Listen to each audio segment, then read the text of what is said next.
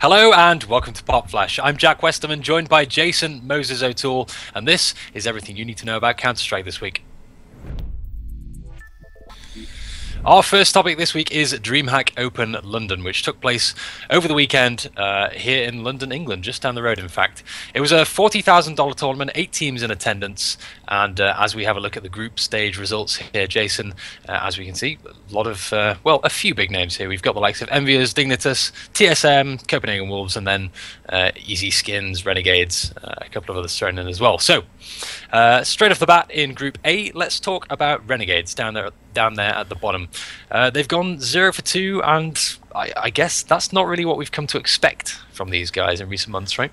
No, it's not at all, and it's a little bit disappointing because we've always seen an improvement out of them, and then we saw them struggle here. I mean, they still haven't been able to break into any kind of big win, just jaw-dropping victory. But to go 0-2, especially to Easy Skins, this was really that team's first international experience. I mean, that's not good whatsoever for the Australians. Well, let's talk about Easy Skins a little bit as well, because they, I don't like to brag, English team, hit on home soil. Yeah, congratulations. They got 1 win, but they did also lose 2 games. I think they lost 16-2 to both EnVyUs and Dignitas, right? So, small victory, but we'll forget about those losses. Jason, you of course remember a different time when British Counter-Strike was a slightly bigger deal. We had teams like 4Kings and Goldbrick and those kind of guys floating around the scene. Is it nice to see a bit of a blip on the radar, I guess, for British CS again? Bearing in mind you're talking to a British guy. Be careful. Yeah, actually, it is nice. It is nice to see the smallest amount of success possible for a British Counter-Strike scene. But, yeah, it's good to see. I'm happy for Henry, too, because Henry pours a lot. I mean, that was his entire goal when he started, because he's the owner of Easy Skins website. His entire goal was to fund a UK team to get them back on the map. So that's a good first step, and then it's all about building on it from there. But, yeah, it is nice to see. All right, agreed. Well, let's jump over to Group B, where there were some slightly bigger surprises. We've got, well, I mean, TSM, you might argue, were the favourites to win this group, but the other 3 teams, to me, feel... Sorry, say again? There's no argument there. They were the favorites to win. No argument. So, but the other 3 teams, I guess, feel a little bit more up in the air. Copenhagen Wolves, Kinguin, or G2 Kinguin now, and SK Gaming. Is it perhaps surprising that Kinguin and SK were the 2 to get knocked out here and not Copenhagen Wolves? How do you read this, Jason? SK Gaming doesn't really surprise me. I mean, they're a pretty good team, but I've never really seen them that high to where I think they would have been like a dominant, like a lock into any kind of a position in this group. But yeah, Kinguin not advancing is definitely like a what the hell. I mean, this is a team that got top 8 at the last event. They've been talking about how they hate being considered underdogs. So yeah, a little bit of them just being inconsistent. They dropped a match, and yeah, I mean, a lot of that, don't take it away from Copenhagen Wolves, because they played really, really well against Kinguin. Absolutely.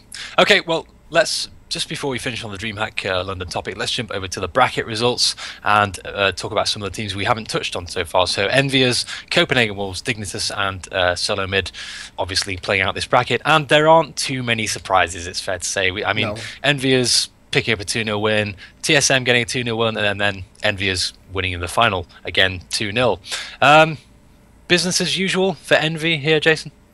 Yeah. I mean, I wouldn't say as usual, because they've struggled against everyone except for TSM. I mean, outside of that great performance at the major, but I think their record against TSM is something like 8-1. I'd say more than anything, it's business as usual for TSM. Get to the finals and don't win it, which is unfortunate. They've got a really talented roster, but something's stopping them from taking that last hurdle and winning the entire thing.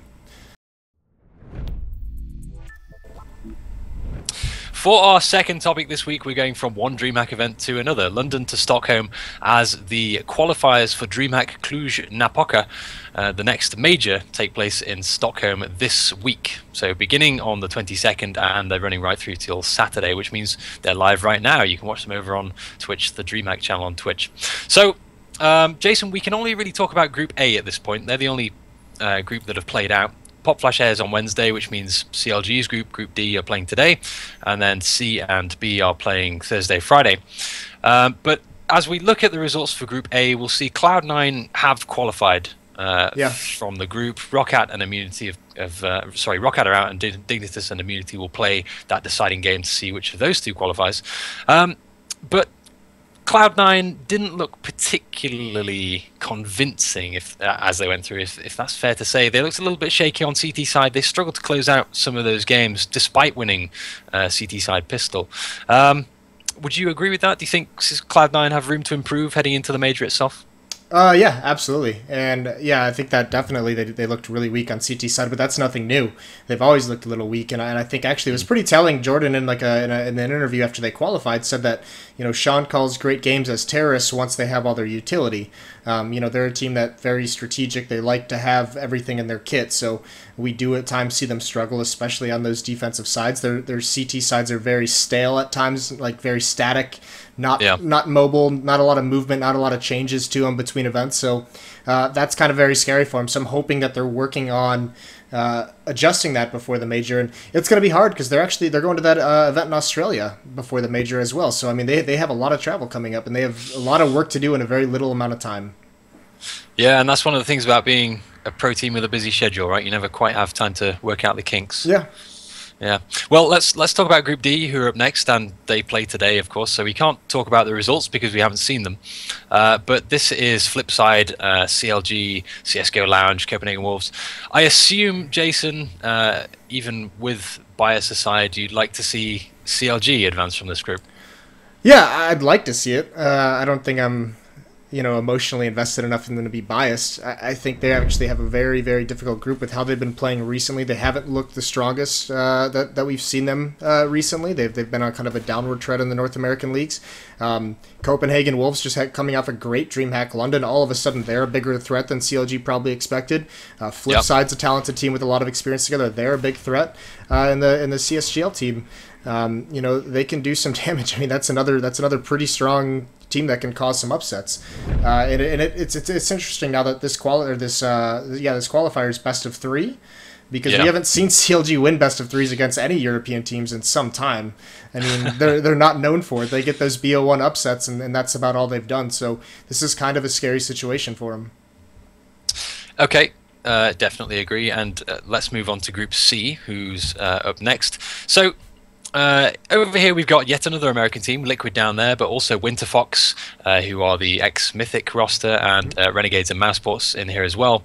This feels to me, Jason, like it really should be Mousesports as a shoe-in for the #1 spot. Would you agree? I mean, who else would you put in the place in that group? Liquid. I think it'll be #1. I think it'll be one of those two, #1, right. #2.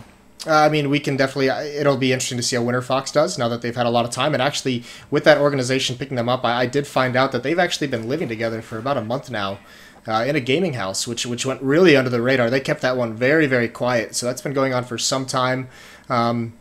But yeah, Liquid's going to have to live up to the hype that we've seen them in North America online. They've looked very, very strong. Mousesports hasn't looked the strongest that we've seen them either. They're kind of in that same boat as CLG, and so is Renegades after that performance in DreamHack London. So, I mean, this group is actually much more wide open than initially you would think looking at it, when you could say that it was just really the top 3. I mean, I don't see why Winterfoxes couldn't come out with, you know, win over Renegades and then see what kind of magic they can pull out against Mousesports or Liquid or whoever they might face. If you had to pick a #1 and #2 to go through, who'd your money be on? Oh man, Liquid and Mousesports. I would put Liquid 1, but that probably would be a little bit of bias just because I've wanted them to do well for so long. Big fan of Hiko, so I'm hoping that's how it turns out. But I think those two will move on.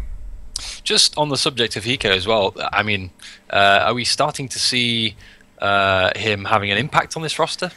Yeah. Well, you know, I think also with someone who's that good and that experienced, I've seen him be more aggressive in Liquid than we ever have in the past. I've been saying it for a long time. Like, if he would just stop like being that pure lurker role, that pure get right style lurk, and get a little bit more aggressive and have impact earlier on in rounds, that would be great for any team that he's on.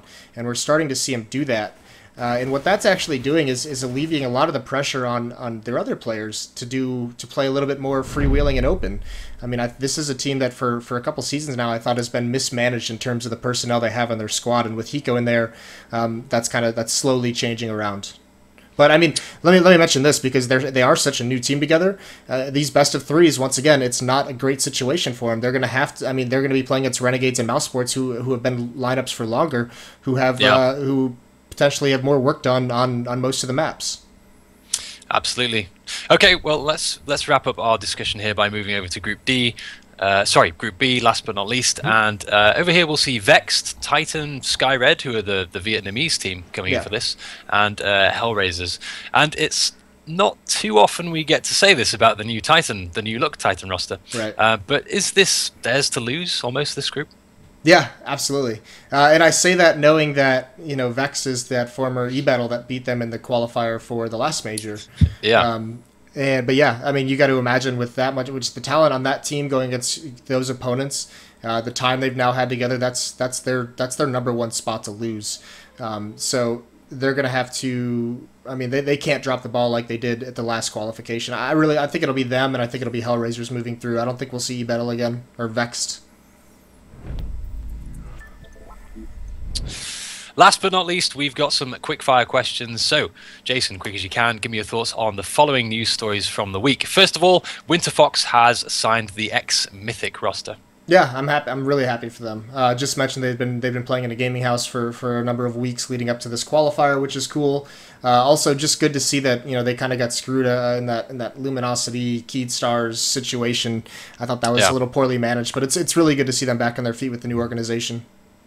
Speaking of Luminosity, the next subject is the fact that Luminosity and X Elevate have qualified for Face It Stage 3 LAN.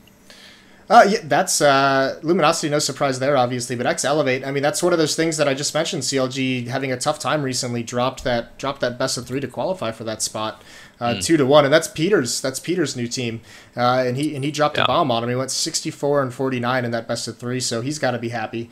But just one more instance where we're seeing the inconsistencies of CLG really punish them. Absolutely, and last topic this week, ESEA have announced a brand new anti-betting rule. Yeah, interesting, and it's been controversial. My biggest beef with it is what's the qualification for the betting organization? Where's that line being drawn? Because somewhere like Easy Skins, that team might have to change their name, and I mean that's not a betting website; it's just a site to exchange skins. So I mean, it really depends. Are they going to do the skin jackpot sites considered gambling? So I mean, there needs to be a little bit more clarification there, but outside of that, I don't think it's going to have that big of an impact. That's it for this week. I'm Jack Westerman, joined by Jason Mouz. And we'll be back next Wednesday with another episode of PopFlash.